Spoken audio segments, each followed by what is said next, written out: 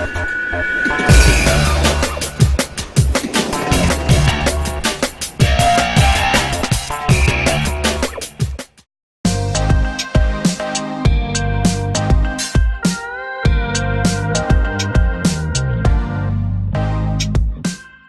new Mini arrived in 2001, and since then it's given way to so many different variations that we've nearly lost count.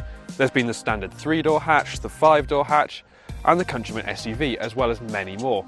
But by far the most practical option has been the Clubman. Now, in its third incarnation, it's bigger than ever before. But with Minis trading on their sense of fun and character, has this one grown up a little bit too much for its own good? There are 9 cars to choose from in the Clubman range, going from a standard 1D all the way up to the powerful John Cooper Works edition.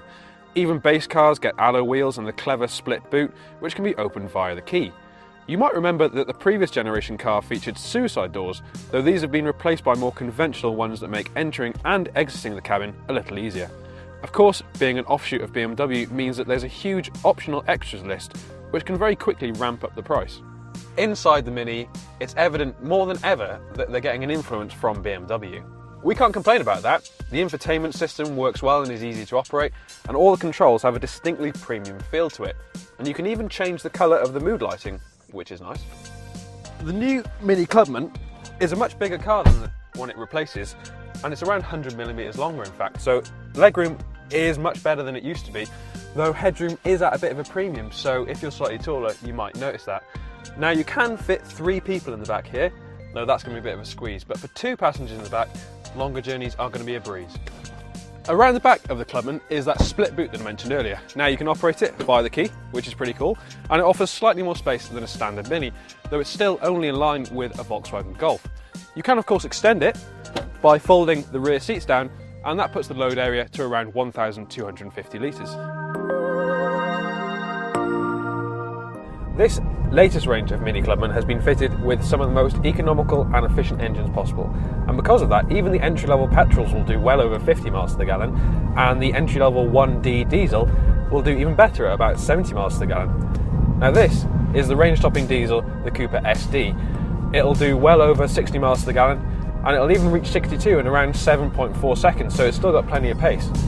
All this performance does come at a cost though, as this car retails for well over £27,000. Now, if you speak to anyone at Mini, they'll tell you about this thing called go-kart feel. Now, it sounds like marketing jargon, but in reality, they've installed it in most of the cars, and it means you can swap the settings in cars with adjustable dampers down here to give you maximum go-kart feel. What that does is it sharpens up the throttle response as well as putting more weight into the steering. Now there is definitely some playfulness to it. It's a little bit numb, but that comes from having an electric rack. There's still some sense of urgency that you do get in all Mini cars ever since they were created back in 2001. The Clubman does show its bulk though, and you can certainly feel the extra weight when travelling at higher speeds through tighter corners. Now you can specify the Clubman with either a 6-speed manual or an automatic gearbox, and there's not much of a penalty for having the automatic in terms of economy or emissions, so it's really down to personal preference. The automatic does shift nicely though, and you can operate it via these steering wheel mounted paddles, but in reality you're going to put it in drive and it'll just happily whisk you along, and that's one of the best things that you get with having automatic. The new Clubman certainly is a compelling package. It's good looking, it's economical, and it has that all-important premium feel that people at this price point are looking for.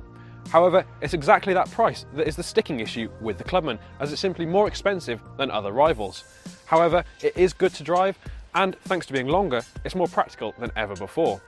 Go easy with the options list, and the Mini can be a relatively easy car to afford. However, go a little bit harder, and it very quickly becomes a much more expensive car.